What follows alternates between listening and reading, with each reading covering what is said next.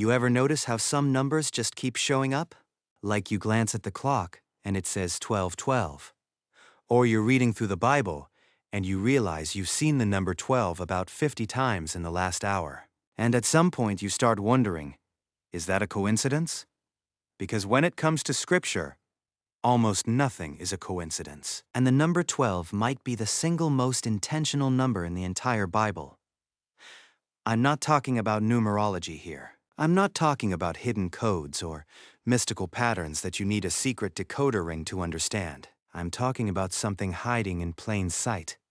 A number that God seems to reach for over and over again, whenever He is building something meant to last. Something structural. Something foundational. Something that represents the fullness of His people organized under His authority.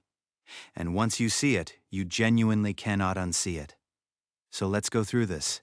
Every major appearance of the number 12 in Scripture, what it means, why it matters, and what it tells us about the way God actually thinks and designs. Let's start at the very beginning, and I mean the very beginning of the nation of Israel. Jacob had 12 sons: Reuben, Simeon, Levi, Judah, Dan, Naphtali, Gad, Asher, Issachar, Zebulun, Joseph, and Benjamin. 12 sons who became the 12 tribes of Israel. Now on the surface that just sounds like a biological fact. A man had a lot of kids, okay? But look at what comes from those 12 sons. An entire nation. The covenant people of God. The lineage through which the Messiah would eventually come. These 12 brothers are the foundation of everything that follows in the Old Testament. Every time you read about Israel, you are reading about the legacy of those 12 men. And God doesn't let that number fade into the background. He keeps coming back to it. When Moses leads the Israelites through the wilderness, they come to a place called Elim. And what do they find there? 12 springs of water. Not 11, not 13, 12. It's like a small detail that you might skip over, but it's the kind of thing the biblical writers noticed and preserved, because the number itself is communicating something. God provided for 12 tribes through 12 springs. Then you get to the building of the tabernacle and later, the temple, and the number 12 is woven into the very fabric of the worship structure. The high priest wore a breastplate with 12 stones on it, one for each tribe of Israel. The names were engraved right there on the stones. So every time the high priest walked into the presence of God, he was literally carrying all 12 tribes on his chest. The whole people, the complete nation, present before God in the form of 12. In the tabernacle you also had the table of showbread, which held 12 loaves of bread, renewed every Sabbath. 12 loaves representing the 12 tribes in the continuous presence of God. This wasn't decoration. This was theology baked into architecture. When Joshua leads Israel into the Promised Land and they cross the Jordan River, God tells him to take 12 men, one from each tribe, and have each man carry a stone out of the riverbed. They stack those 12 stones as a memorial. When your children ask what these stones mean, you tell them what God did here. 12 stones, 12 tribes. One God who kept His promise. Solomon's temple, when it's finally built, has this massive bronze basin called the sea, used for ceremonial washing. And what's holding it up? 12 bronze oxen, 3 facing each direction of the compass. 12 animals bearing the weight of something holy. Again, you don't get to accuse the biblical writers of being careless with this detail. They knew exactly what they were writing. Elijah, one of the most dramatic figures in the entire Old Testament, is standing on Mount Carmel in one of the most intense showdowns in Scripture. The prophet of God versus 450 prophets of Baal. And before he calls down fire from heaven, he repairs the altar. And how many stones does he use? 12. One for each tribe of Jacob. He is rebuilding the altar to the God of all Israel. Not just some of Israel. All 12 tribes. The number is doing theological work right there in the middle of a miracle story. And then there's this fascinating moment in the life of Jesus that sometimes gets glossed over. Luke chapter 2. Jesus is 12 years old. His family goes to Jerusalem for Passover, and on the way home, they realize he's not with them. They go back and find him in the temple, sitting with the teachers, asking questions, and everyone is amazed at his understanding. His first recorded moment of public presence in the house of God, he's 12 years old. You could read that as simply an age. But it's also the age at which a Jewish boy was considered to be approaching the threshold of religious responsibility. It's the age of transition, of preparation for purpose. And Luke specifically tells us he was 12. Now, fast forward to the ministry of Jesus, and the number 12 explodes back into the center of everything. He calls 12 disciples, not 10, not 15, 12. Matthew, Mark, Luke, and John all preserve this number carefully. And when Judas betrays Jesus and removes himself from the group, one of the very first things the early church does after the resurrection and before Pentecost is replace him, bringing the number back to 12. They didn't say 11 is close enough.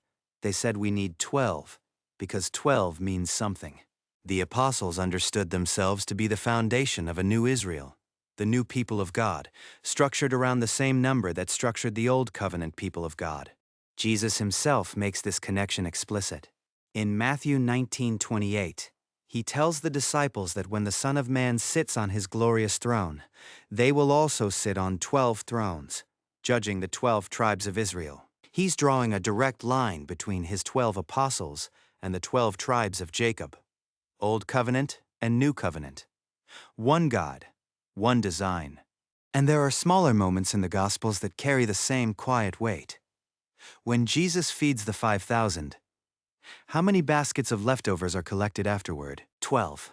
When Jesus heals the woman who had been bleeding for 12 years, the text immediately cuts to a 12-year-old girl, Jairus' daughter, who has just died. Luke puts these two miracles together back to back, and both involve the number 12. A woman suffering for 12 years, a girl 12 years old, both restored to life and wholeness by Jesus. Scholars have long noted this pairing. It's not accidental. It's the kind of literary intentionality that marks a carefully constructed text. And then you get to the book of Revelation, and the number 12 doesn't just appear. It absolutely dominates the entire vision. There are 12 gates in the New Jerusalem. On those 12 gates are written the names of the 12 tribes of Israel. The wall of the city has 12 foundations, and on those foundations are the names of the 12 apostles of the Lamb. The city is measured, 12,000 stadia on each side. The wall is 144 cubits thick, and 144 is 12 times 12. There are 12 kinds of fruit on the tree of life, one for each month. The woman clothed with the sun in Revelation 12 wears a crown of 12 stars. And then there's the number 144,000, which is 12 times 12 times 1,000. 12 tribes, 12 apostles, multiplied by completeness. Whatever you believe about the specific identity of the 144,000, the number itself is built from 12s. It's the final, maximum expression of the number that runs all the way from Jacob's sons to the foundations of eternity. The New Jerusalem isn't just decorated with 12s, it's structured by them. The architecture of the eternal city reflects the same design principle God used when he organized his people in the wilderness, when he built the tabernacle, when he chose the apostles. The number 12 isn't just historically recurring, it's eschatologically permanent. It makes it all the way to the end. So what does 12 actually mean? What is it communicating? The most common explanation is that 12 represents divine government and organization, the fullness of God's people arranged under God's authority.